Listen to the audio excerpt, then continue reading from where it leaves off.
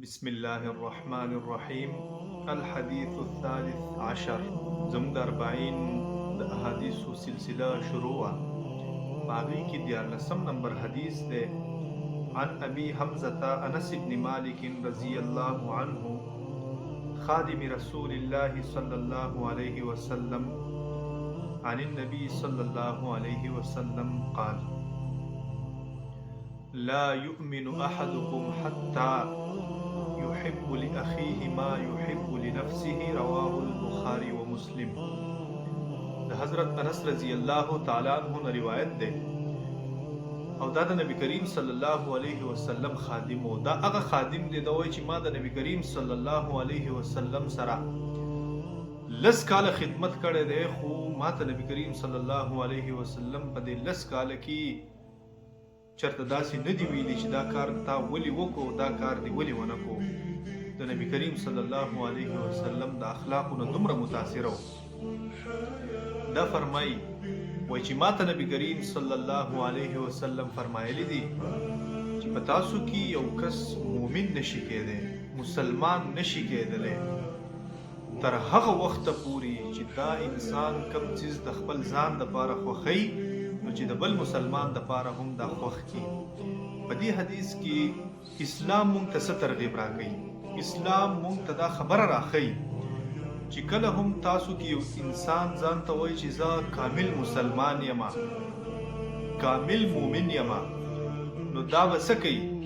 دا به د بل انسان بې عزتي نه کوي، دا به د بل انسان حق نه وایي، دا به په بل انسان باندې ظلم نه کوي، دا به د بل انسان بے حیايي او بے شرمي دا نه خوښوي.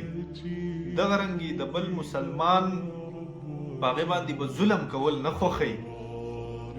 نو نبی کریم صلی الله علیه وسلم او زمونږ او ستاسو اسلام دا مونږ ته دا خبره راښیي چې تاسو د عدل نه کار واخلئ، د انصاف نه کار واخلئ، بل مسلمان ته شر او ضرر رسول مه غواړئ. ته د ځان دپاره په دنیا کې کامیابي غواړې په هر لحاظ سره، نو د بل مسلمان کامیابي په هغې باندې خوشحاله شه. حسد مه کوه، خودغرضي مه کوه چې هر څیز کې د خپله فایده نو هغه کار ته کې او چې کوم څیز کې د بل مسلمان فایده وي او ستا پکې نه وي نو ته بیا دغه کار نه کوي. په دې حدیث کې د رور نه مراد خپل رور نه دی، بلکې د دې نه مراد مسلمان رور دی. چې څومره مسلمانان دي موږ رونه یو. زه په حیثیت یو مسلمان یم، زه د ځان دپاره نیکه زندګي، ښه زندګي خوښول غواړم، د عزت والا زندګي خوښول غواړم، کامیابه زندګي خوښول غواړم چې د بل مسلمان دپاره هم زه کامیابی کوشش وکړم، هغه ته د عزت زندګي ورکړم، او چې کله زما یو مسلمان رور کامیاب شي په هغې باندې زه خوشحاله شم. زموږ او ستاسو د معاشرې څه حالت دي؟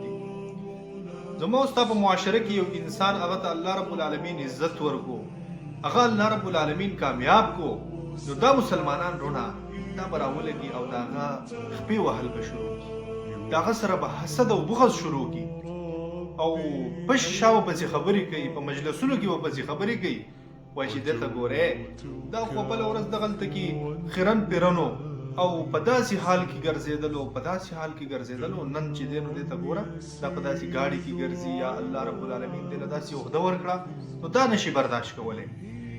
نو نبی کریم صلی الله علیه وسلم فرمایي چې ګورې دا ستا مسلمان رور دی، په دې باندې خوشحاله شه، او که چېرته ته ستا په زړه کې بغض راغی، ستا په زړه کې حسد راغی، نو ته پوه شه چې زه کامل مسلمان نه یم. الله رب العالمین دې موږ تاسو کامل مسلمانان جوړ